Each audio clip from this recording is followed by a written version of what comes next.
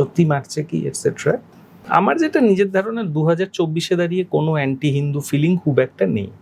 ওপর কিছু থাকতে পারে, লাইক কেন সরকারি চাকরি প্রপোর্শনালি বেশি করে, এরকম একটা কথা আছে ওপর। কিন্তু এছাড়া আমি সেভাবে কোনো অ্যান্টি হিন্দু ফিলিং দেখিনি।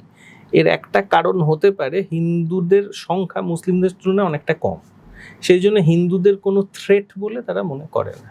সামাজিকভাবে সেটা থ্রেট হয় না, অর্থাৎ সংখ্যাটাও কম, আর সংখ্যাটা বৃদ্ধি পাচ্ছে খুব এরকমও নয়। সুতরাং হিন্দুদেরকে মুসলিমরা বাংলাদেশে বর্তমানে থ্রেট বলে মনে করে না। আওয়ামী চলে যাওয়ার পর যে মারামারিগুলো হয়েছে ওগুলো মূলত পলিটিক্যাল, ওগুলো ধর্মীয় নয়, এটা নিয়ে আমার মধ্যে কোনো সংশয় নেই। এমনকি আপনি যদি দেখেন, যদি সত্যি হিন্দু মারা হতো তাহলে প্রচুর হিন্দু তো ইন্ডিয়াতে ঢুকতো।